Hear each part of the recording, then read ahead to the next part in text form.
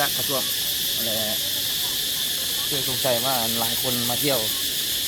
อยู่อันจำปาสักเลยคือว่ามีครับชนเผ่าหนึ่งชนเผ่าอย่างกระบอกหัวมึงหูใช่ไหมเป็นหนึ่งในชนเผ่าใน49ชนเผ่าของประเทศเราแต่ตอนนี้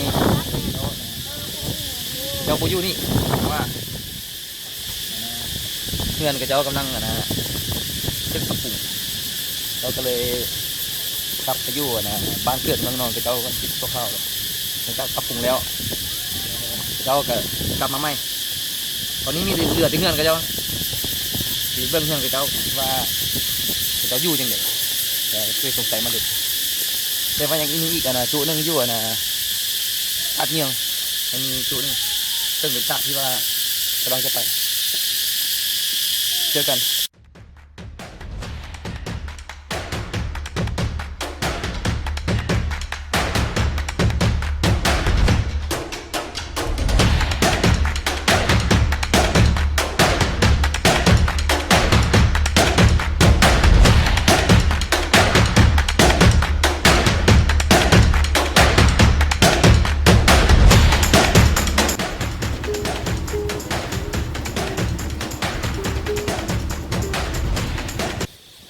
จากที่หูมากกับ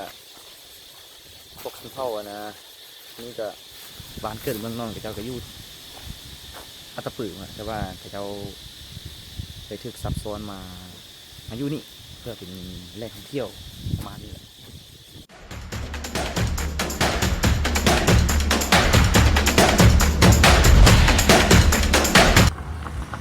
ตอนนี้ก็อยู่ที่ทางเข้าตัดบ้านเข้าไปประมาณ300 เมตรเรียกว่าทางดินแดงที่ฝุ่นก็เลยว่าสุดเกาะวิธีทางออกที่ดีที่สุดก็คือแบบนี้แหละกัดขี้ฝุ่นกินขี้ฝุ่นเมืองปักสันอิ่มแห้งนะที่นี่บ่มีทางกินขี้ฝุ่นอีกครั้งโอเคยินดีต้อนรับเข้าสู่เลยคือดูชาแนลความจริงแล้วไปปักเซกับมีจุดประสงค์หนึ่งที่ว่าอยากไปปักเซก็คืออยากไปขี่สลิงที่ตัดฟานครับแล้วไปหอดตัดฟานปุ๊บโอ้โทเห็นตัดฟานตัวจริงเห็นกับตาตัวจริงแล้วรู้สึกเสียวขนาดเลยเสียวโคตรเลยแล้วที่สำคัญราคาขี่แข่งกับแพง340,000ต่อคนความจริงแล้วขี่สลิงจะมี2ราคา340,000ต่อคนนี่ก็คือถูกสุดแหละและมีอีกราคาหนึ่ง540,000ก็คือแบบว่าราคานี้ก็คือขี่ไปในฮอดเครื่องกลางปุ๊บหยุดอยู่หั่นแล้วจะมีทีมงานก็จะส่งกาแฟก็คือกินกาแฟในท่ามกลางของตาดฟานครับกินกาแฟอยู่อยู่อากาศสิซะ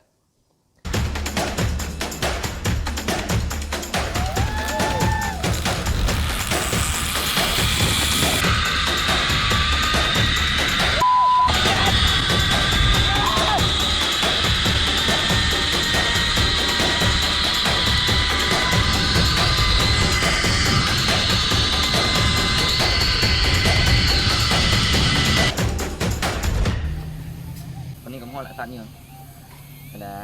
ออกมาจากตัดฟานก็ประมาณกิโลเมตรออกมาอะไรกันอยู่ข้างๆตัดฟานนี่ว่าอยู่อันนี้ตัดฟานนี่คือว่าคนมาละผมเป็นตัดเนี่ยคนมาละ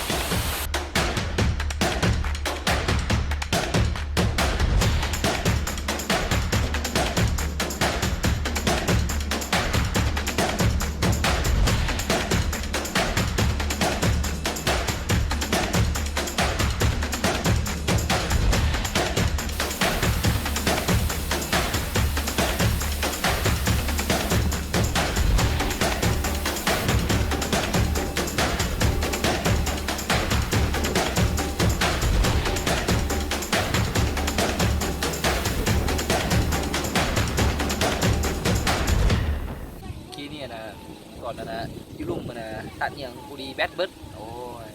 เอกตอนนี้หาการไปซากนะซากทั้งหนึ่งจากอาหารนะตาดยังงามหลายโดยเฉพาะลงไปยุโรปฮะเป็นอากาศบริสุทธิ์โคตรเลยน้ำเย็นโคตรเลยรู้สึกว่าโอเคขนาดเลยนี่ก็มาอยู่ที่บนเก่าบนประมาณอยู่ไลท์เฮาส์สเตชันปักเซอัน8:30ก็จะได้ไปขึ้นรถเมล์แต่ว่าตอนนี้หาก็6 โมงก็เลยว่าบนนี้ก็ใกล้กับสถานีรถเมล์นั่นก็เลยว่าย่างมาจากสถานีรถเมล์มาจิบเบียร์กันจากชั่วโมงหนึ่งประมาณ8 โมงก็ย่างออกไปรถเมล์เพื่อเดินทางกลับบ้านเกิดเมืองนนท์เจอกันใหม่มักซีบ๊ายบาย